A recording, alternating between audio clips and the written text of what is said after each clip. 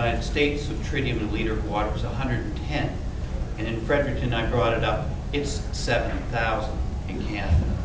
Okay, so these are some of the things that we have to address, is that these old laws have to be changed. But one of the reasons why they have this high allowable amount is because the closed loop reactors also emit a lot of tritium. And one of my questions too is, has Moncton's water, like the reservoir, been tested for uranium, radon gas, or tritium? I mean, they're drilling up on our watershed. Another question I have to ask is, when you drill a well, they all follow environmental standards. There are standards for drilling a well.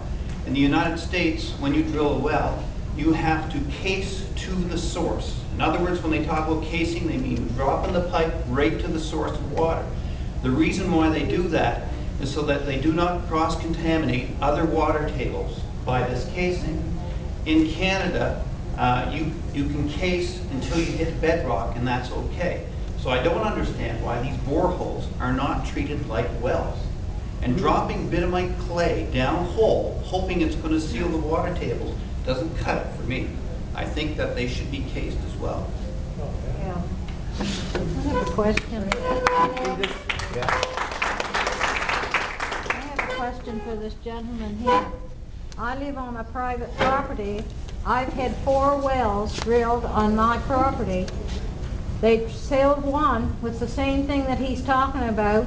They come back and did another well for me, and it was seeping from that well over into the next well. Even to this day, I can't drink my water on my property. What were they drilling for? They were drilling for drinking water. Yeah. So I think They come and tested it, and they tell me, oh, it's just minerals in the water. What minerals is in there? They didn't come back and tell me what minerals is in there.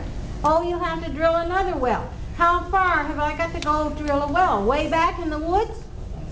Well, when you look at southern New Brunswick, we are sitting on uranium, and uranium has arsenic and other things in it. So I guess when you're drilling a well, any kind of hole, it might be a good idea to look at that, casing it, checking it, what's in it, you know, because I think a lot of people have the wells tested for E. coli and a couple things. You're not testing the rest of those chemicals, because that's like $150 to get the one that tells you everything that's in your water.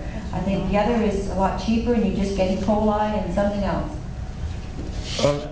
The whole question in about here, it's concerns the Department of the Environment. It's an environmental issue, and it's a health issue. And I have yet to hear anything from our provincial Minister of Health, Mike Murphy. He's supposed to be looking out for us.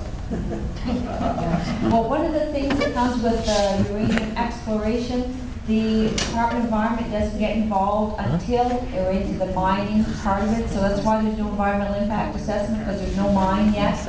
But the problem is, and people brought it up at the Capitol, that going across those brooks and contaminating is the Department of Environment issue. So when we found out, and understand when they were drilling in around, I think it was Turtle Creek,